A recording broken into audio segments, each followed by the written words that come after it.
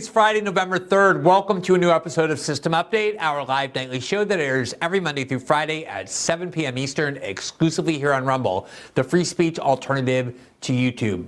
David Talbot is an investigative journalist, a historian, and an author who played a really significant role in the advent of the internet and specifically the ability for political journalism to exist on it. He was the founder of Salon.com, which along with Slate for a long time were the only online political magazines available on the internet, and really revolutionized the way in which political journalism could be done online. Salon ended up being my journalism home from 2007 until 2012. In fact, it was the first journalism job I had where I was actually hired by a site or a media outlet to do my journalism. It was where I think I really learned how to do journalism, and that was what led me to The Guardian.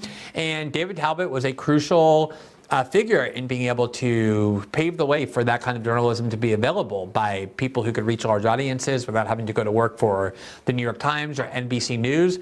But I think his more significant contribution is the fact that he is the author of The Devil's Chessboard, which for me, as I've said many times, is the definitive account of the history of the CIA and the history of the U.S. security state as it was formed under President Truman in the wake of World War II and then the need for the United States to fight the Cold War. And it is a remarkable story in particular of two brothers, one of whom was Allen Dulles, the other John Foster Dulles. Allen Dulles ended up running the CIA kind of like his own private fiefdom, and so much of what the CIA is and has become was the result of his leadership over that, and he was able to turn it into a private militia, one that went around the world engaging in all kinds of coups, even though it was only meant at first to collect intelligence, and increasingly involved itself in our domestic politics, one of the primary topics of our show. And The Devil's Chessboard covers not only that history in a very compelling way, but also talks a lot about the role that the CIA may have played in the assassination of John F. Kennedy, the hatred that Allen Dulles harbored for JFK, particularly after JFK fired him in the wake of the Bay of Pigs. And what's so amazing is that even though the CIA was always a suspect in the assassination of JFK, Allen Dulles wormed his way onto the Warren Commission, which is what ended up issuing the definitive official story that it was Lee Harvey Oswald and only Lee Harvey Oswald who acted alone in killing the American president. This book, and Talbot himself, has a lot of informed questioning of that official narrative, especially now with a lot of the updates that have appeared since that book was published. So we were able to sit down with David Talbot, something I've been wanting to do for quite a long time, and really delved into how is it the CIA became such a dominant force in American political life and in our government, how the national security state turned into a sprawling, unaccountable, secret part of our government, and how the assassination of JFK should be thought about 60, 70 years later, while the government continues to keep many of the key documents concealed and classified, even though there's obviously no valid reason for them to do so anymore. Talbot was incredibly interesting as an interviewee. He was somebody who I think knows more about the history of the CIA than almost anybody else. The book I cannot recommend highly enough, but I also think you're going to find this interview to be very illuminating of many of the key topics that we focus our journalism and our program here. So here is my interview with David Talbot.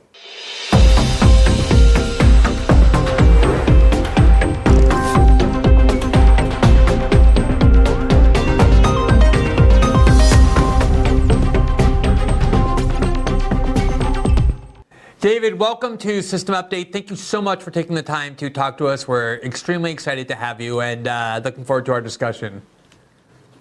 My pleasure. So our paths crossed, not extensively, but some, because I spent 5 years writing at Salon.com, which was the journal that you founded back in the late 1990s and early 2000s. But what really kind of stimulated me and blew me away was when I read your book.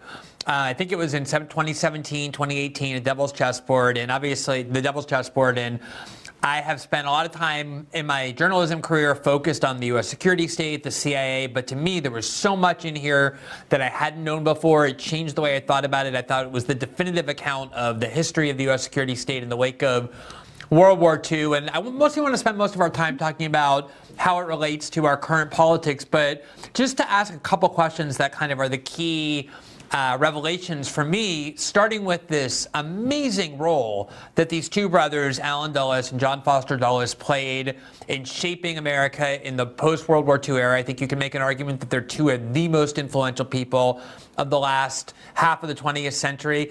Talk a little bit about who they are and how it is that they came to be such extraordinarily influential figures in our politics. Well, thank you, Gunn. I've been a colleague and fan of yours for some time. Yep. Yes, they shaped U.S. foreign policy for many years. John Foster Dulles and his younger brother, Allen Dulles. John Foster, head of the State Department, Secretary of State under Eisenhower, President Eisenhower, and his brother at the same time became head of the CIA. They were quite wealthy. They'd been running the largest law firm on Wall Street, Sullivan and Cromwell, for a number of years, from the 1930s or 20s on. And they had always been, though, I think, focused on power. And they finally achieved that 1-2 punch during the President Eisenhower's administration, when Allen became CIA director and his older brother became head of the State Department. Eisenhower essentially outsourced the foreign policy of the U.S. To the brothers. They ran it for him. He said later, bitterly, as he left office, President Eisenhower, that Allen Dulles had left him a legacy of ashes, and that's what they did. They left him a Cold War exterminationist policy towards the Soviet Union, which we unfortunately are continuing today. So the farewell address that Dwight Eisenhower gave in 1961 has become, I think, widely celebrated. It obviously gave us this term, the military-industrial complex. Eisenhower had seen it all, right? He was a 5-star general, war hero from World War II, served 8 years as American president from 1952 until 1960, and he chose, with this 15 minutes he had on national television, to spend a good amount of that speech warning about the dangers of the military-industrial complex, how it become more powerful than even the democratically elected president, our democratic institutions. Do you think that the role that Allen Dulles played in expanding the CIA into this behemoth that nobody could control, no one even really knew what it was doing, including Eisenhower, was a part of what shaped those warnings and that perspective that he had? Yeah, look, I think Eisenhower was a little hypocritical in delivering that speech. I'm glad he did. It's become a very famous speech, as you point out. And yet he empowered the military-industrial complex as president. He thought that empowering Allen Dulles of the CIA was war on the cheap.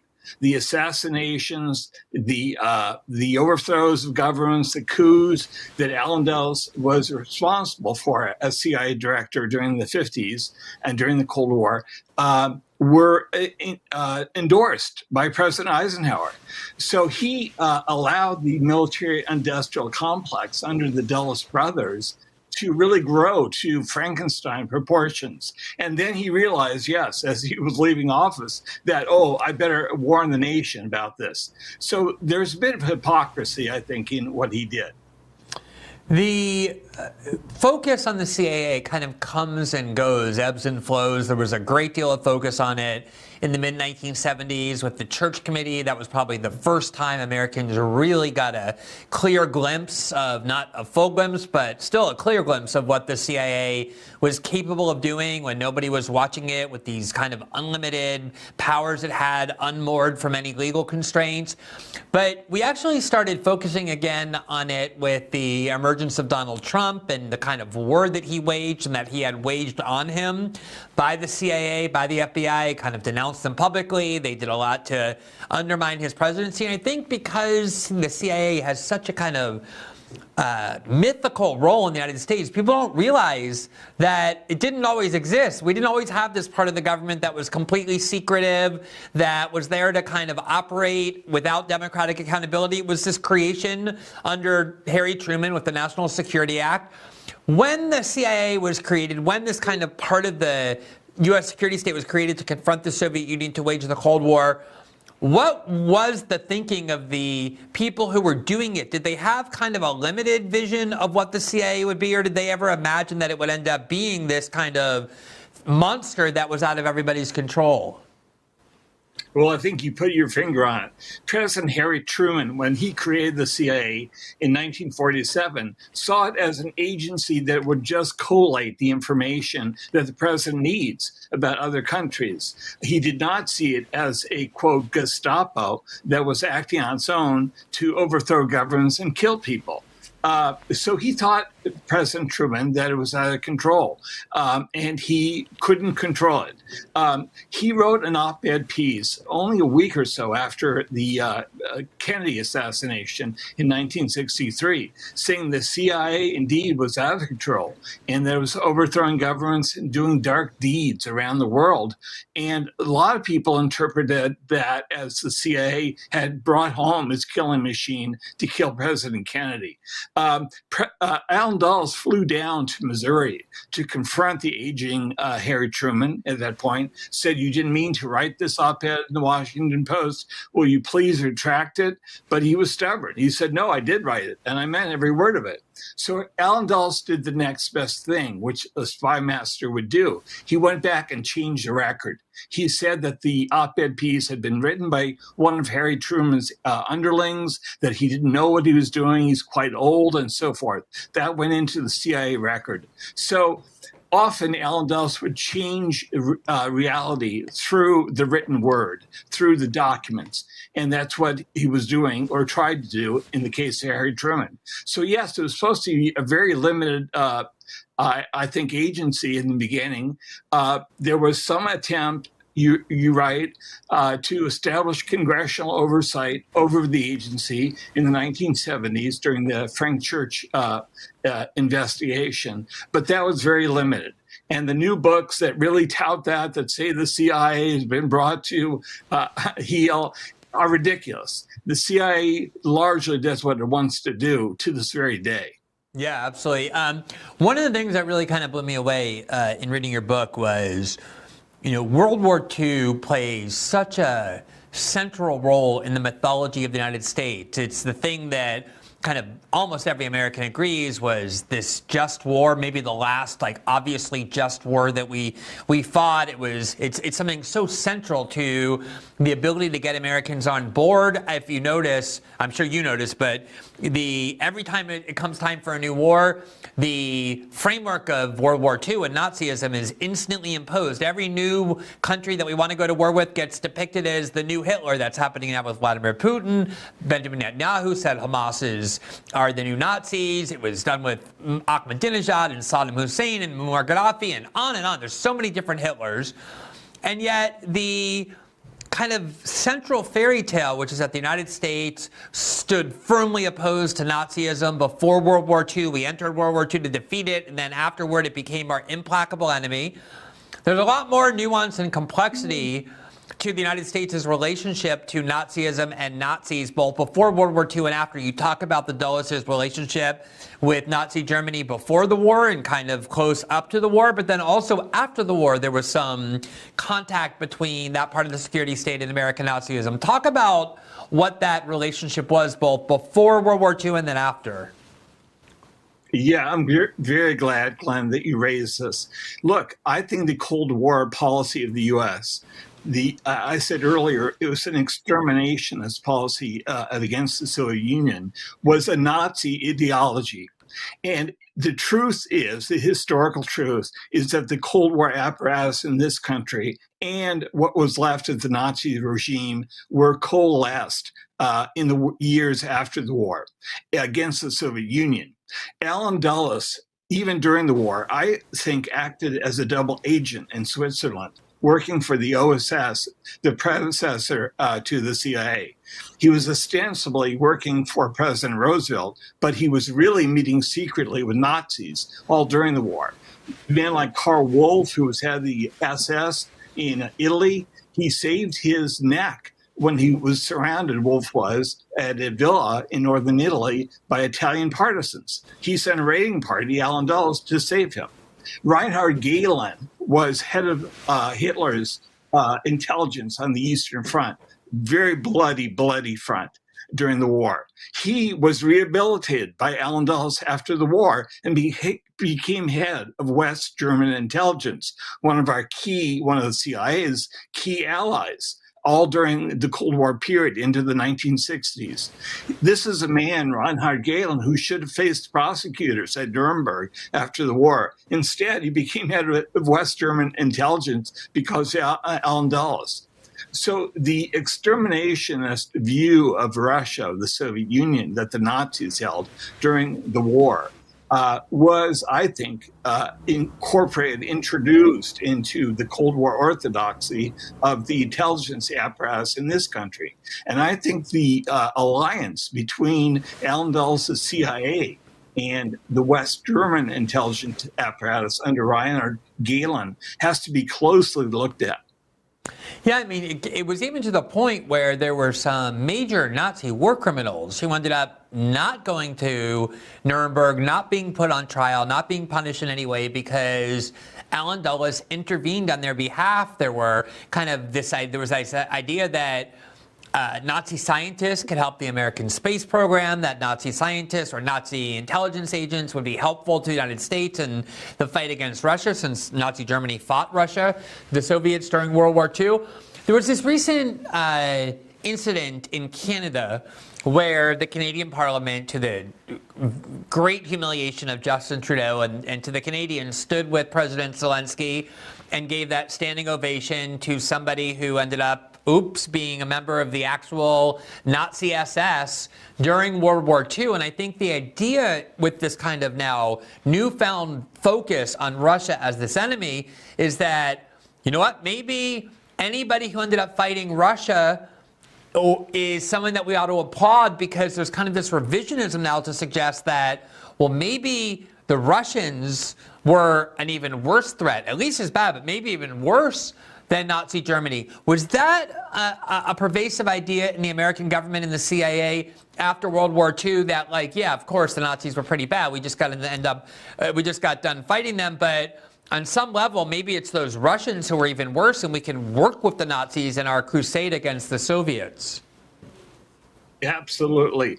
It was the view of Cold War leaders in this country, including Allen Dulles, that the former Nazis formed a bulwark against the Soviet Union, against Soviet expansionism.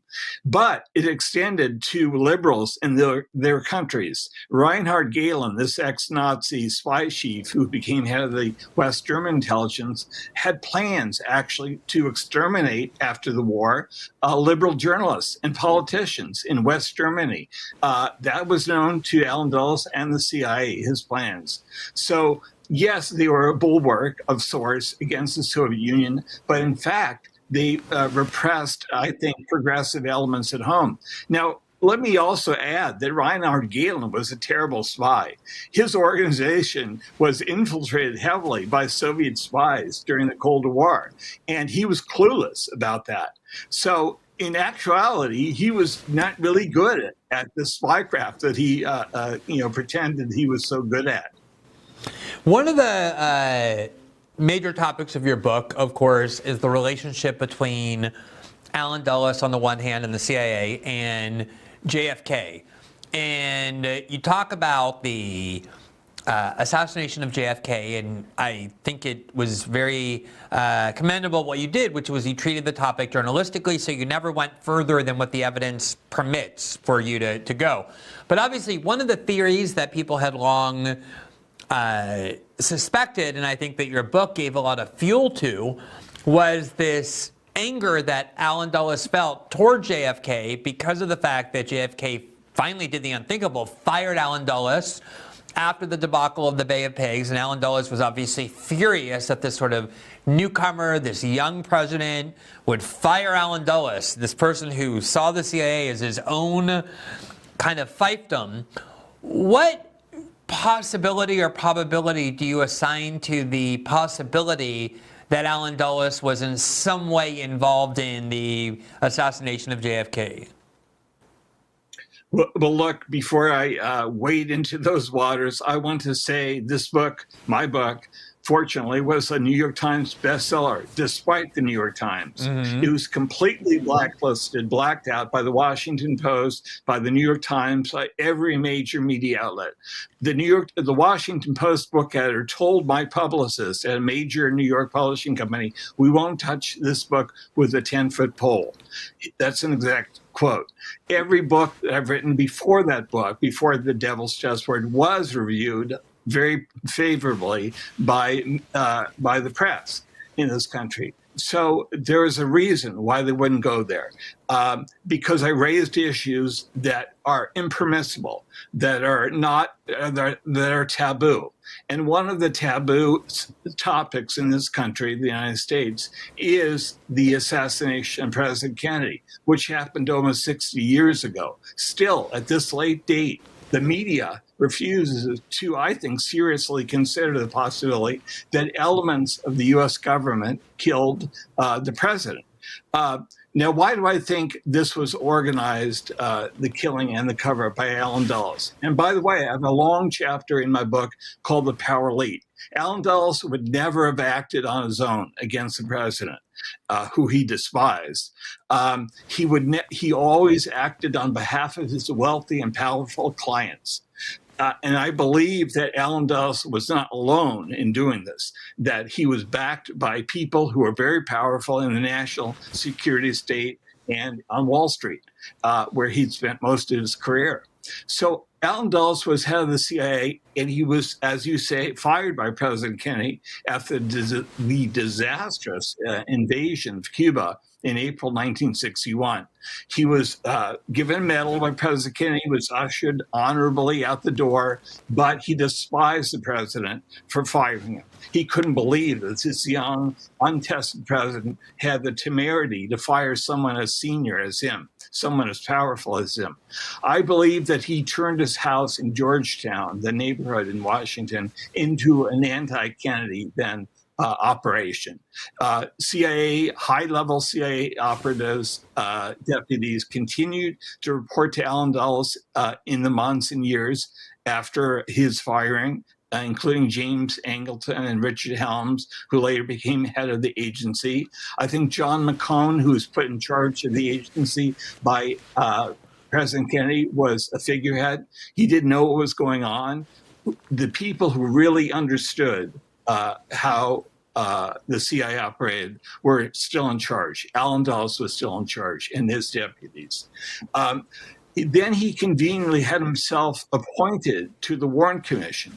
This political enemy of the president was put in charge of the investigation of the murder of the president. This should have been, I think, spotlighted by the press, should have been debated by the press. Instead, he was seen as a wise man doing, his national duty by serving on the Warren Commission after the president was killed.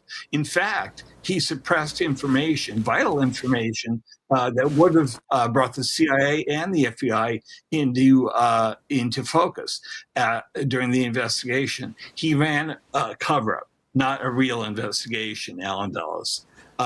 So I believe that he had the motive, that he certainly had the killing machine. He'd use the killing machine again and again to overthrow governments, to kill people overseas that he thought were opposed to U.S. interests. I believe he brought that killing machine home. Now, the assassination operation for the CIA was run by a guy named William Harvey, very promoted, very respected figure within the CIA.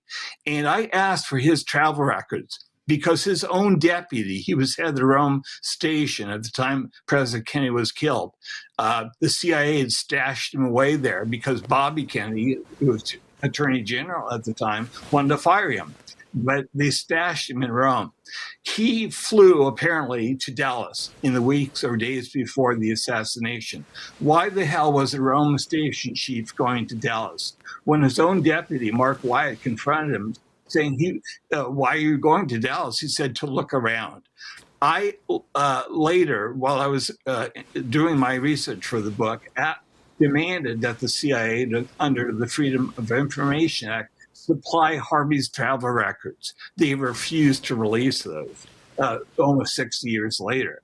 So, they have something, I think, to hide. They still, at this late date, are withholding thousands of documents, the CIA, that relate to President Kennedy's assassination and his presidency. It's an outrage. These belong to the American people, and they should be released. Yeah, I mean, one of the things that when I read your book, I may have known this before, but I never really focused on it so much as when I was immersed in your book. And by the way, let me say, I wish I had read your book when it came out so that I could have been one of the voices of the media kind of countervailing this blackout. Because ever since I've read it, I've done nothing but sing its praises. I've told people in my audience so many times, if you read one book and you want to understand what the CIA is, read The Devil's Chessboard. It really is, I don't think you can understand the U.S. security state, the CIA, the deep state, whatever you want to call it, without this book. I really believe that.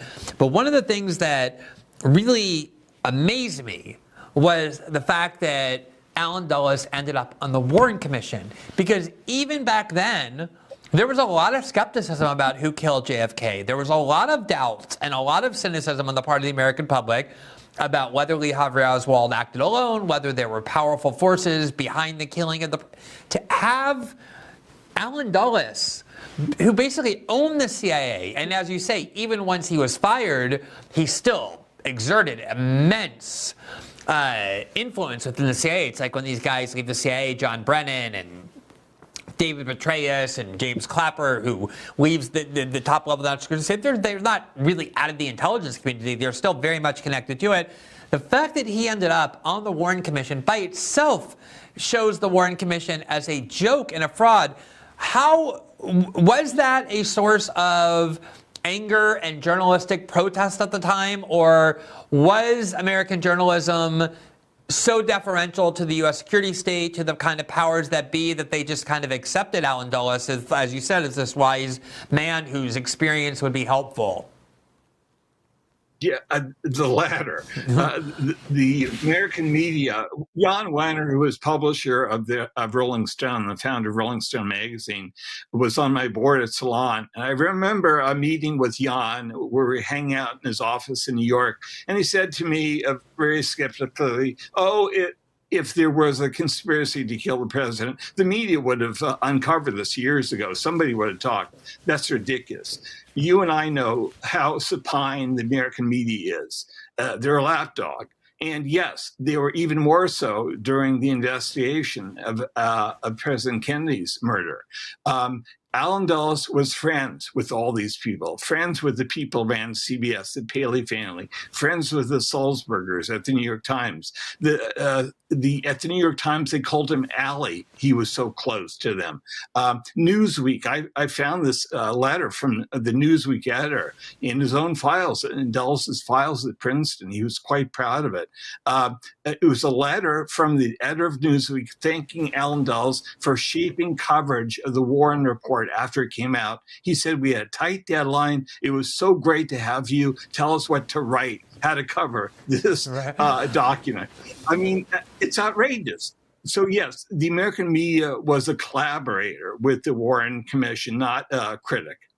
I think there's all this debate all this time about what the political bias or the ideological bias of the American corporate media is, and oftentimes people debate, is it left-wing, is it right-wing?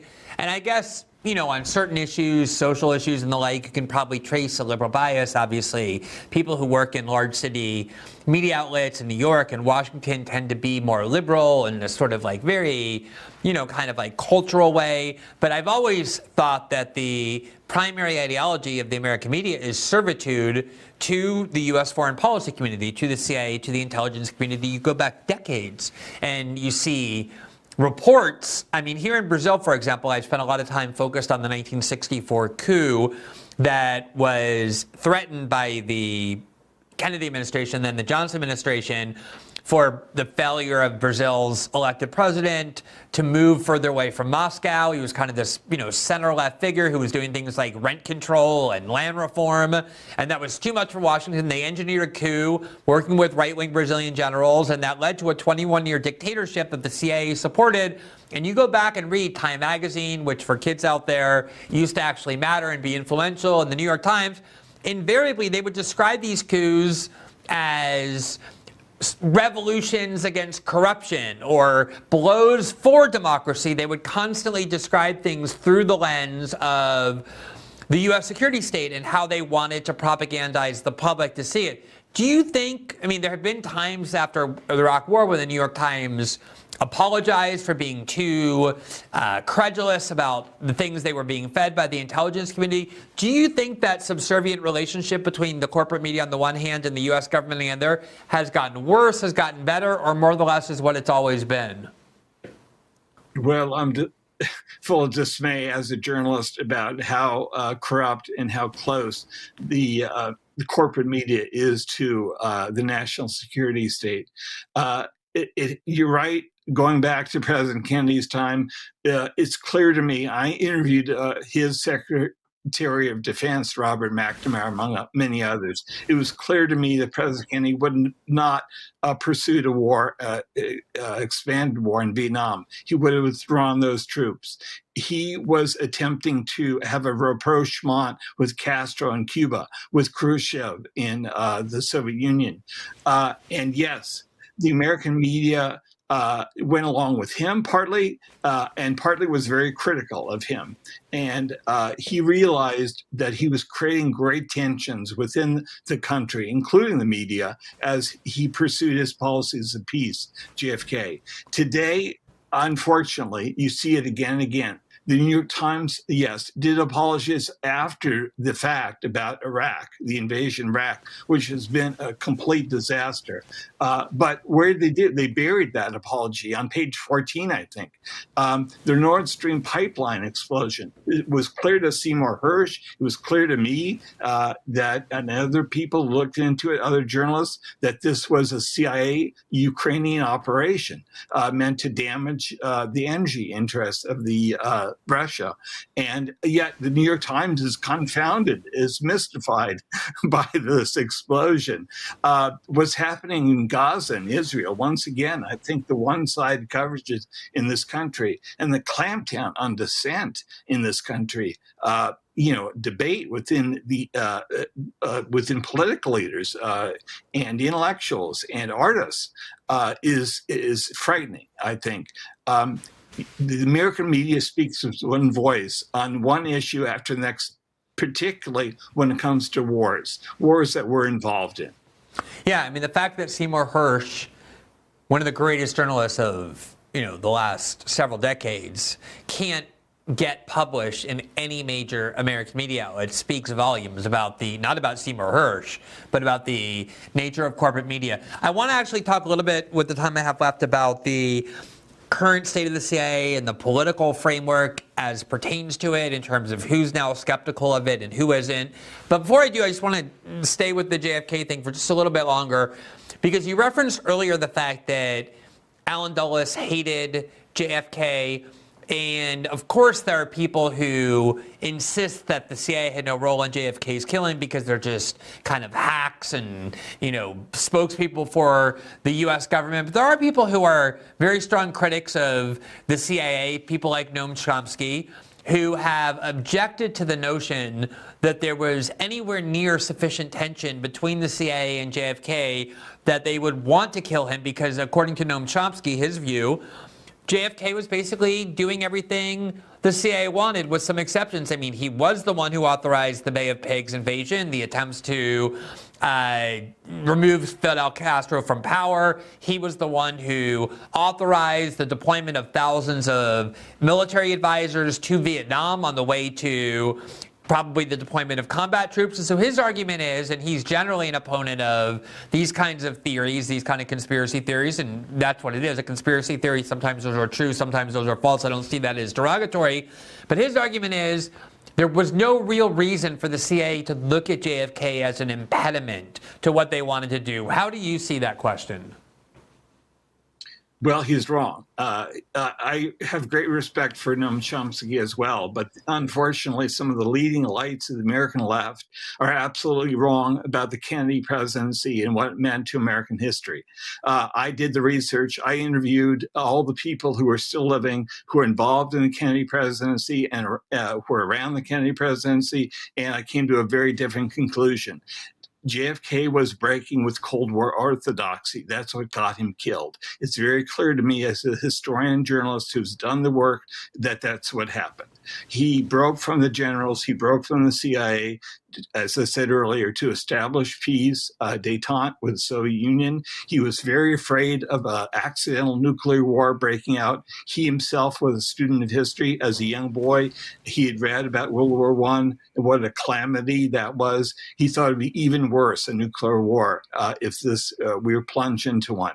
He was dead set at establishing peace. All you have to do is listen to his peace speech that he delivered in June of 1963. I think it sealed his fate at American University, in which he said that we should actually empathize with the Soviet people, with the Russian people. At the height of the Cold War, he's telling us, the American people, to empathize with our enemies. I think that's what got him killed, that kind of attitude. Again and again, Kennedy was intent on peace, withdrawing troops in Vietnam, establishing peace in Cuba, which was a Cold War hotspot at the time, and with the Soviet Union. And I think because of that, because he was endangering their racket, and let's face it, they make a lot of money, the military-industrial complex. You can see how their profits have gone soaring and their stocks because the wars in the Middle East and Ukraine. It's disgusting. It's blood money. And so billions of dollars are at stake. And when JFK threatened that and to break from Cold War orthodoxy, he was threatening their racket too. And that's why they killed him. Yeah, I think I have my difference of the Chomsky, including on this. I think sometimes what gets overlooked is maybe JFK didn't usher in a revolution. There was a continuity, but even minor attempts to resist the CIA, especially after 8 years of Dwight Eisenhower, who, as you said, basically gave foreign policy to the Dulles brothers, would be seen as a reason for being that angry. I had RFK Jr. on my show, and one of the arguments he made about why the CIA and the Dulles part of the sort of shadow government hated JFK so much, and this is an argument I think one of the strongest to support this view, was that he did originally authorize the deployment of military advisors, but when he began to see how many there were and how many were being killed and how many were in danger, he realized that it had been a major mistake, and he was ready to sign a deployment order requiring the withdrawal of those military advisors. That ended up not happening because he was killed, and then LBJ gets inaugurated, and before you know it, you have the Gulf of Tonkin incident, and the Senate's authorizing the deployment of actual combat troops, and then you have the Vietnam War. Do you think that's a fairly accurate description of what JFK was doing with regard to the Vietnam War? Yeah, I think he was appalled by the killing. I think that's true. Bobby Kennedy Jr. has that right. I just spent the last 2 years investigating Kennedy's policy in Vietnam with Oliver Stone, because I wrote the screenplay for Oliver, which I hope is made into a Hollywood movie now. And so we both investigated this quite deeply. And of course, Oliver Stone has a big stake in Vietnam. He was there as a soldier. He got wounded. He killed people. He's not proud of that. He did the movie JFK. He's very invested in this subject, and he's done a lot of reading and thinking about it. So between the two of us, I think we came to the right conclusion. Kennedy was withdrawing from Vietnam. He intended to withdraw after he was safely reelected in 1964. He didn't believe that it was a winnable war. Douglas MacArthur, the general, had warned him not to get involved in a land war in Asia. He didn't want to do that. He didn't want another Korea. It was quite clear from talking to McNamara as Secretary of Defense and others that that's what he intended to do. Now, Bobby Kennedy, by the way, you brought him up, Bobby Kennedy Jr. I met with Bobby some 20 years ago, and I told him that it would be remarkable if he looked into the assassination of his father and his uncle. He looked down his plate. I met with him at the Parker House Hotel in Boston 20 years ago, and he said, we, meaning his generation, were always taught to look forward, not back. He refused to go there, to the dark side, and who killed his uncle and father. He did, with, I think, in the later years, because of my book and others, he did what was necessary. I have a lot of respect for his commitment to finding the truth. Commitment, unfortunately, not shared by most of his family. Yeah, I mean, I had him on, and I definitely disagreed with some of his positions, including on Israel, but I walked away thinking he was one of the most kind of open-minded and earnest people I've ever encountered in terms of being a political candidate on that level. Somebody very willing to kind of change their mind, to rethink their foundational views. And obviously growing up as a member of the Kennedy family and being so entrenched in the Democratic Party, they were kind of, as you said, taught not to question those things, and he finally is, and that has alienated from his family. Let me just ask you, because I could talk to you all night, and I'm going to for sure ask you to come back on, because I have so many things to talk about. I'm going to try and just, in respect for your time, pick a couple of questions that move us forward to where we are today. One of the things that Donald Trump did, regardless of what you think about him, was, as I said, he picked very public fights with the CIA, with the FBI, in part because he was angry about the Russiagate narrative that they had created, but for other reasons as well. And one of the things he had promised to do, in addition to doing things like pardoning Julian Assange and Edward Snowden, was declassifying all of the JFK documents on the grounds that it had been spent 65 years. There's no conceivable reason that the government should be able to keep those documents secret for anywhere near this period of time. And yet, on his way out, with the impeachment trial hanging over his head, he neither pardoned Assange nor Snowden, nor did he order these declassification documents of the CIA. Why do you think he didn't? What kind of leverage was exerted to prevent him from doing that? Well, look, I have mixed feelings myself about the Trump presidency. In some ways, I think he's right that there would not be a war in the Ukraine if he had been reelected, because he knew what to tell Putin, and he knew how to horse trade with leaders like that. So I think, though, he got rolled a lot of his presidency. He talked a good game, but he got rolled. Mm-hmm. He should have released those JFK documents, and he didn't. He should have stood up more often to the CIA, and he didn't. I think they did roll him because they're so powerful, essentially, and they threatened him again and again. But you know, he didn't have the wherewithal to stand up to them. I think the COVID lockdown, he now admits that was a mistake. He listened to Dr. Fauci. He didn't listen to his own instincts. And I think that was a terrible thing for the American people, the way that was implemented by the government. David, there was this exchange on the Rachel Maddow program days before Donald Trump was inaugurated that was one of the most unwittingly revealing clips I've ever seen, where Chuck Schumer went on Rachel Maddow's show. It was a day after Donald Trump had mocked the CIA for getting Iraq wrong, and this kind of open warfare erupted. And Chuck Schumer said something to Rachel Maddow that everybody in Washington thinks, but you're never supposed to say. Let me just show you, and for the audience who hasn't seen it, play this short clip, because I want to ask you about it. The latest statement, latest tweet, as you were just saying, the president-elect's latest unsolicited pronouncement on the intelligence community. This was his tweet just a little while ago tonight. You see the scare quotes there. The intelligence briefing on so-called Russian hacking was delayed until Friday. Perhaps more time needed to build a case. Very strange. We're actually told, intelligence sources tell NBC News, since this tweet has been posted, that actually this intelligence briefing for the president-elect was always planned for Friday. It hasn't been delayed.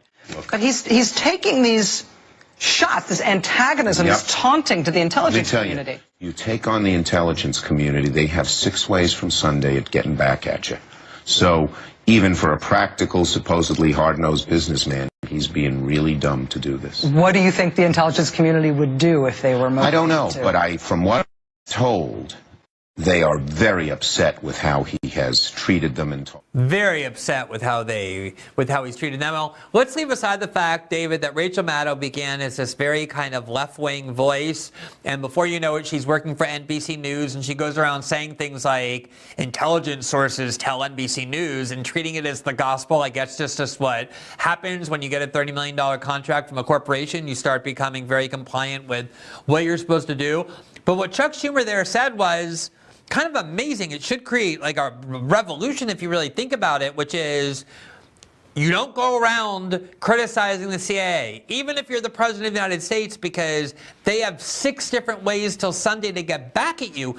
In other words, the CIA is more powerful than the president. If you criticize the CIA, they will destroy you. And this is something Chuck Schumer is saying, like it's common knowledge in Washington, which it is. Do you think that the CIA ended up attempting to, or in fact subverting, or in other ways undermining Trump's candidacy and especially his presidency? Yes, I do. And I'm no fan of President Trump. As you know, I'm a critic of his, but I think he was undermined again and again by what he called the deep state and what I call the national security state.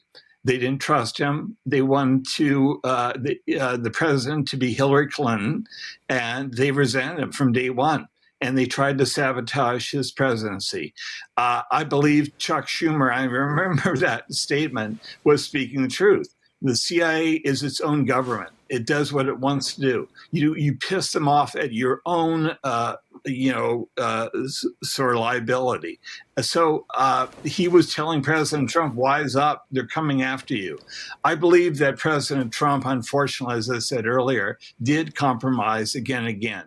But we know that how powerful they are. MSNBC, where Rachel Maddow supposedly reigns as a liberal voice, is nothing but, I think, an apparatus owned by the national security state. Again and again, you have guests from that world, the NSA, the CIA, the FBI, on her show, not as someone that she grills, but as happy collaborators of hers on the show. CNN, the same thing, ex-generals. So in the old days, it used to be Operation Mockingbird. The CIA had to do this all secretly, influence the press. Now they do it out front. They own the press. I mean, they are the press. So people like us at Salon, it was a happy coincidence that we were able to operate independently for a while. The Intercept did. You obviously do down in Brazil. But it takes people in kind of funny corners of the media to speak the truth, because the mainstream media is full of lies. Absolutely. David, last question. If you look at the history of American politics in the 1960s, the 1970s, there was a lot of uproar and upheaval because people were angry about the Vietnam War. They were angry about the CIA and the FBI and a lot of what it was doing. And oftentimes that anger came from the American left or from American liberals. Even going into the 1980s, the opposition to the CIA dirty wars in Central America under President Reagan, that was definitely the breakdown, including following 9/11. And now, if you look at polling data or media commentary and the like, what it shows continuously, consistently, is that the people who now hold the CIA, the FBI, Homeland Security in the highest regard are people who self-identify as Democrats and American liberals, and the people who now harbor skepticism toward and even distrust of these agencies are people on the American right. Is this shift something that you've seen before, and how do you explain it? Yeah, I think it's bizarre, Glenn, and I can't stand it. I was 2 years old. I was a young Vietnam War protester, and our leaders were on the left, Tom Hayden, Jane Fonda, people like that we looked to. And we were applauded when Democrats in Congress began to vote against funding that war in Vietnam in the 1970s, and finally had the courage to cut off funding for the Vietnam War. Those people came from the Democratic side. But you're right, the Democrats have now become the war party. That's why I told Bobby Kennedy Jr. if he decided to leave the party after all his family's commitment to that party, after all it meant to them, that I would be with them, because I've been a lifelong Democrat, and I too am dismayed, depressed, angry at what the party has become, the war party. So yes, I do believe that some weird transformation has happened in this country, and that we are now seeking, we're witnessing a new realignment in American politics. Well, David, I know it sounds a little odd because I'm a few years late, but it's the first time I've gotten to tell you directly that I want to congratulate you on this book, which I really regard as an indispensable book, one of the most important books written in years in American political life. And I really appreciate your taking the time to come on our show and talk about it. I hope to have you back on again soon because you're such an important voice that is connected to these issues in a way not many people are. So thanks so much. Thank you, Began. Okay.